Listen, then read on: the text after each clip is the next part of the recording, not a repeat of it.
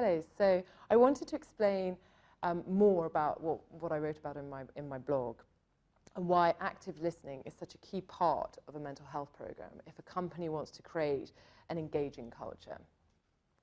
I suggested that we open the doors, get everyone to mingle, to air their grievances and put forward their ideas. This is because basically when we're unhappy, we underperform by about 10%, but if we're happy, we overperform by about 10%. So there's this 20% productivity gap that we could use and without employing any extra staff. So it's for free, basically. So if company creates a good communication, this creates a sense of belonging and perceived worth. Actively listening to what staff have to say is fundamental because it displays empathy and compassion. And this is like food and sex to us biologically. In fact, empathy is so important that we have mirror neurons in our brain that enable us to feel what other people feel and also mimic their behavior. Neuroscientists have linked compassion to the mesolimbic pathway, also known as the reward circuit. And this is responsible for action, motivation, and is linked to feelings of pleasure and joy. So the role of this pathway is to promote behavior that is linked to our survival. And today, survival means work well in the work and then be happy at home. So we see that by being empathetic, listening to our staff's problems and trying to solve their problems is creating staff engagement, it boosts motivation, and probably increases productivity, and all for free. So by fostering a caring workplace, we are creating a sense of pride in what we do and also giving the staff a sense of being valued.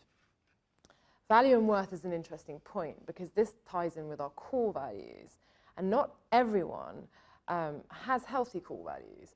And the point being is that values are part of what drive our behavior.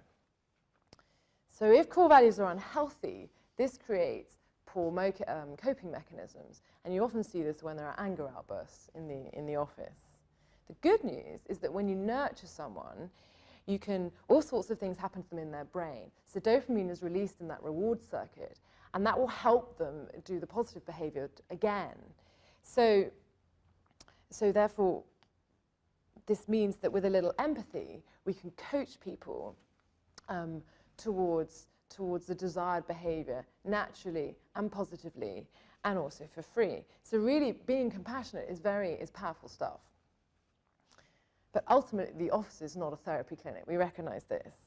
However, these are simple ways that managers can use or a company can adopt that will encourage enthusiasm, promote productivity, and for free. So it's only common sense that a firm would employ this sort of attitude. In fact, the NHS spends £750,000 a day on antidepressants alone. So this just reflects the state of our nation. It's dreadful. So from this, we see that there's also a symbiotic relationship between employees and the company. Businesses owe it to them to provide a nurturing environment, and employees owe it to themselves to be fit for work.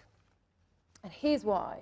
Because consistent life stress equates to can equate to the trauma of a car crash. And this is significant because it means that we've got all these people walking around literally on the edge, waiting to fall off. And we see this in burnout, we see this in heavy drinking, and rising levels of obesity. And to treat these levels of stress, this requires a separate sort of program.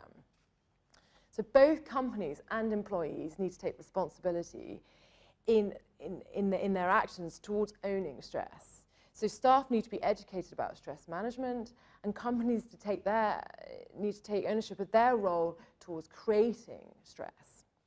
And this is ultimately why I created Pocket Stress Buster. It's an online clinic that has a self-guided stress-busting program that companies can offer to their employees. It's goal-centric, it's measurable, and it's tailored to the client. It can cope from anxiety and depression, all the way through to severe stress and even post-traumatic stress disorder. So that's it. This is why people say, talk and listen. It's because adopting a compassionate attitude is really powerful for us human beings. It's both motivating for others and actually for ourselves. But this is the start of another discussion, so I'll end there.